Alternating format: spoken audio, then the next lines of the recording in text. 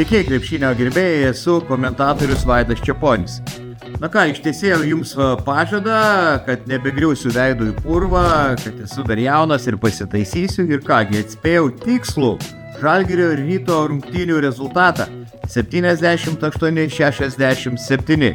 Tiesa, prisipažinsiu, jog prieš rungtynes, paderinau šitą rezultatą su abiejų komandų žaidėjais ir treneriais ir ateityje pasistengsiu tą padaryti. O jūs prenumeruokit mano YouTube kanalą, o ateinantį pirmadienį nepraleiskite mano laidos su Jonu Lekšu. Būtinai. Ir ką, šią savaitę labai svarbios rungtynės Europos taurės turnyre laukia Vilniaus Wolves komandos.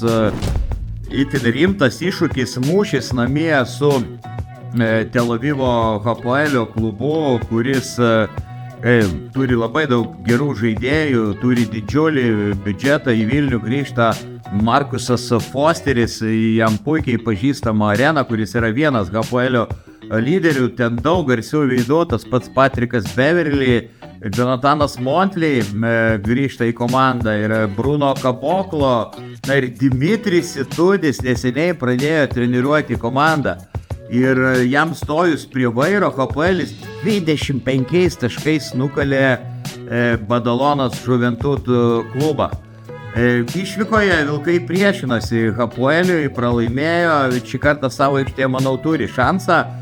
Vilkai grįžta į gerą formą, nugalėjo Klaipėdos Neptūną įtikinamai. Labai svarbus mačas dėl atkrintamųjų varžybų. Vis dėlto manau, kad minimalia persvara turbūt pergalę iškovos Izraelio komanda maždaug 2-3 taškais. Ir šią savaitę Kauno Žalgiris išvykoje kaposi su Madrido Realu.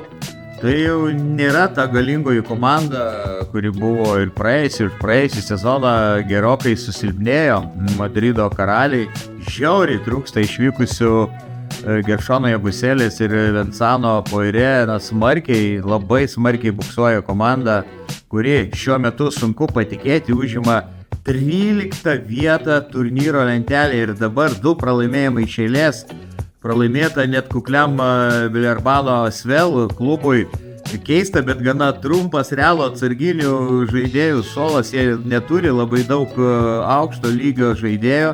Vis dėlto manau, kad jie dabar yra įsprausti į kampą ir tiesiog tai bus gyvybės ir mirties jiems klausimas.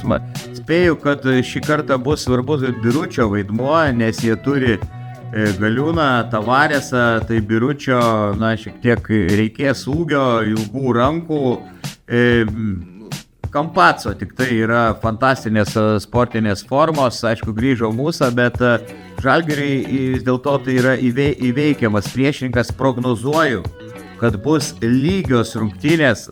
Labai noriu Žalgirio pergalės, bet nuojauta kužda, kad Realas triumfuos maždaug 5 taškais.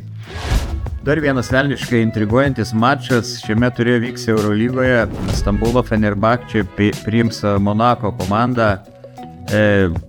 2 garsus treneriai skirtingose barikadų pusėse, 2 buvę varžovai, bičiuliai, Šarūnas Jasikevičius prieš Vasilis Panulį.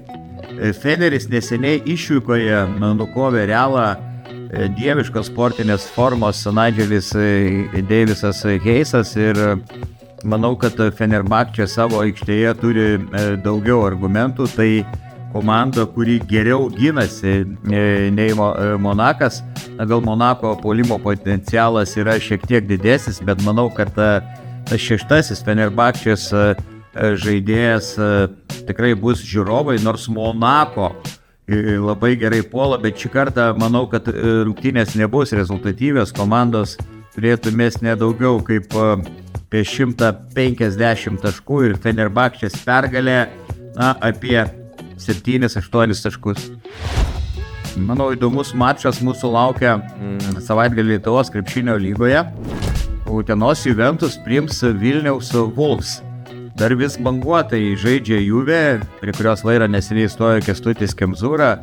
KMT turnyre pralaimėta Mažeikių klubui, bet LKL čempionate iškovotos 3 pergalės iš eilės ir neseniai Jonavos komanda nukovė dabar uteniškiai. Vilkai bus po, manau, tikrai sunkių rungtynių prieš Tel Avivo Hapoelį.